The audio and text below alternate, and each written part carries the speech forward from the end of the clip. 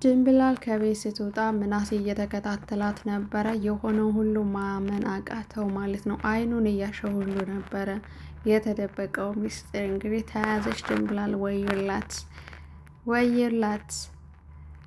በደንብ ተከታተል። ወይዘሮ ባዩሽ ከመጨነቀው የተነሳ ቀጣሪዎቿ ሁሉ በዙሪያዋ እያሽቃበጡ ጠላቶቿ እየበዙባት ስለሆነ ሌላ ቦዲጋርድ ቀጥራ እንግዲህ ወይዘሮ ሜላትን እንዲከታተላትና የተለየ ነገር ካደረገች እንዲያጠፋት ማስጠንቀቂያ ትሰጠዋለች ማለት ነው።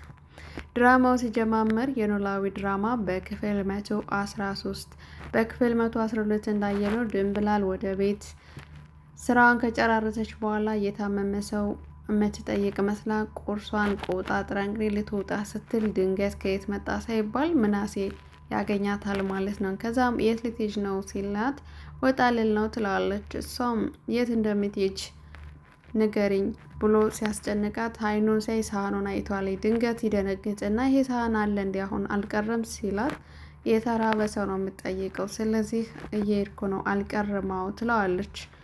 ከዛም የት እንደምትሄጅ ካልነገርሽኝ የትም አትሄጅም ብሎ ያፋጥጣታል ማለት ነው። በዚህም ለምን ብላ መከራከር እንኳን በማትችልበት አቅም አለያማ የታመመ ሰው ብለሽ ከሆነ የምትሄጂው አብረሽ ሂጄ የታመመውን ሰው እንጠይቃለን ብሎ ይነግራታል። እሷ ግን ሁለቱንም ፈቃደኛ አይደለችም። አብሮ እንዲሄድም እውነቱን መናገርም አልፈቀደችም። ከዛም እንግዲህ ሳህኑን የያዘችው ነጥቆ የትም አትሄጅም የመጨረሻ ነው የምንጣለው ብሎ ዝቶባት ሳህኑን ነጥቋት ይሄዳል ማለት ነው። እሷም እንደማትናገር አስረግጣ ትነግረዋለች ማለት ነው። ያው ምናሴ ያሰበው ከዚህ ቀደምም ምግብ ይዛ ስትወጣ ሁልጊዜ ስለሚያያተኝ በመጀመሪያ የመሰላቸው ለባዩሽ እስር ቤት ወስዳ የምትሰጥ፣ አሁን ላይ ምናሴ ደግሞ ይሄ ነገር በተደጋጋሚ ከሆነ ለእርግብ እንደምትሰጥ ስለጠረጠረ ነው አጥብቆ እየጠየቃት ያለው ማለት ነው። ወይዘሮ ባዩሽ እና ወይዘሮ ሜላት ፊት ለፊት ተፋጠው ባዩሽ እስክትንቀጠቀጥ ድረስ ወይዘሮ ሜላት አስፈራርታታለች ማለት ነው። ያስፈራራችበትም እንግዲህ በሽጉጥ ነበር። ሽጉጥ ስታይ እንግዲህ ወይዘሮ ባዩሽ የምትገባበት ቀዳዳ ነበር የጠፋት ማለት ነው። መጀመሪያ ላይ እምጲር አለች። ከዛ በኋላ ግን ታሪኳን ስትሰራ ወይዘሮ ሜላት ዋው ያስብላል። በቃ ጀስት ዋው ነው የሚያስብለው እውነት ለመናገር ምክንያቱም የማናቃት ሌላ ሰው ሆና ስላየናት ማለት ነው። ዋው የምር ማለት ነው። ባዩሽ በዚህ ልክ ትፈራለች ብዬ አልጠበቅኩም ነበረ። የጠበቁት ሌላ ኃይለኛ ባዩሽ ትወጣለች ብዬ ነበረ። ነገር ግን ወዲያውኑ ወሽመጧን የተቆረጠ ወይኔ በላቸው። የምርድም ያኔ የማናቃት ሌላ ሰው ሆና ነበር ያየናት ማለት ነው። ወይዘሮ ሜላት ሽውጧን ይዛ ደረትሽን ልበልሽ ወይስ አንገትሽ ላይ አለያስ ደግሞ ግንባርሽ ላይ ያለች ስታቆለጳጵሳት ማለት ነው። መጀመሪያ ላይ የማትፈራ መስላ ደርቃ ቀርታ ነበር። አሁን ግን በደንብ እያስፈራረቻት ትገኛለች ማለት ነው። ከዚህም የተነሳ እንግዲህ ባዩሽ ስትጠብቀው የነበረው አቶ በቃሉ የሚባለውን የሜላትን ተቀናቃይም እሱንም እንድትሰልል እርግብንም እንድትሰልል አንድ ወጠምሻ ቀጥራ ነበረ። እሱም እንግዲህ ድንገት ሲመጣ ባዩሽ እየተንቀጠቀጠች ነበረ። ለምን ዘገየ ብላ የሜላትን ቁጭት እሱ ላይ ስታወርድበት አንድ ደቂቃ እንኳን አልቆየው። ባልሽ ሰዓት የተገኘሁት ምን ነው ይላታል። የፈራሽ ትመስያለች ሲላት እንዳልፈራሽ ብታስመስልም ነገር ግን ሰውነቷ እየተንቀጠቀጠ ስለነበረ ሜላት እየተከታተለች ነው። ሌላም ስራ ልጨምርልህ፣ ሜላትን በደንብ ተከታተላተኝ የተለየ ነገር ካደረገችም አጥፋት ትለዋለች ማለት ነው። በዚህም ገንዘብ አስፈላጊ ነው እና ገንዘብ ደግሞ ለመቀበል አቶ በቃሉንም እንዲከታተለው ጠብቃ ከዛ ደግሞ ተመልሳ ከሱ ገንዘብ ለመውሰድ በምሽት ጠብቃ ገንዘብ ለመቀበል ትሄዳለች ማለት ነው። ከዛም ለምን የፈራሽ ትመስያለሽ? በጣም እኮ እየተንቀጠቀጥሽ ነው፣ ምን አዲስ ነገር አለ ብሎ ሲጠይቃት አቶ በቃሉ ያው ባዩሽ ሚስጥሯን ሁሉም ስለሚያውቅባት ሜላት እየተከታተለቻት እንደሆነና ለደህንነቷም ስጋት እንደሆነችባት ትነግረዋለች ማለት ነው። አቶ በቃሉም እውነት ለመናገር በሰዓቱ በጣም ነበር የደነገጠው። እርግጠኛ ነሽ አሁንስ አልተከታተለችሽም? ለምንድን ነው በጠዋት መገናኘት እየቻልነው በማታ ለምንድን ነው ያለ ሰዓት የቀጠርሽኝ? እኔና አንቺ አንድ ላይ መታየት የለብንም ይላታል። ለዚህ ነው ጨለማን ተገናርዬ ላገኘ የፈለግኩኝ። ስለዚህ እውነታውን የምትነግረኝ ሜሮን ስለ እርግብ እውነታ ልትነግረውና ብር ያስፈልገኛል ትለዋለች።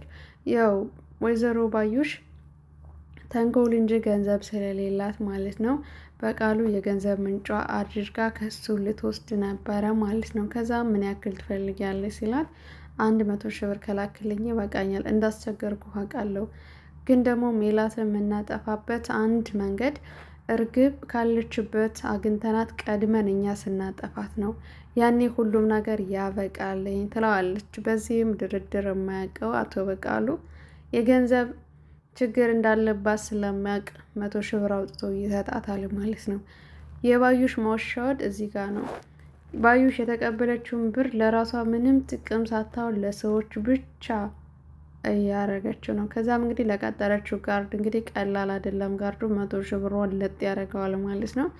ከዛም አቶ በቃሉ ባዩሽን ስለሚጠራጠራተኝ ይከታተል ጀመር ጥላውን ማለት ነው። ከዛም የባዩሽን ጋርድ ያገኘዋልኝ ባዩሽ እንደቀጠረችው ሜላትንም እንዲከታተላ ስላደረገ እና አንተን ራሱ እንዲከታተል ያደረገችኝ እሷ ነች ብሎ በ300,000 ብር ይደራደራሉ ማለት ነው። ከዛም ባዩሽ የምትከፍልህን ገንዘብ እጥፍ 3 እጥፍ እኔ እከፍልሃለሁ፣ ባዩሽን ብቻ አጥፋለኝ ይለዋል ማለት ነው።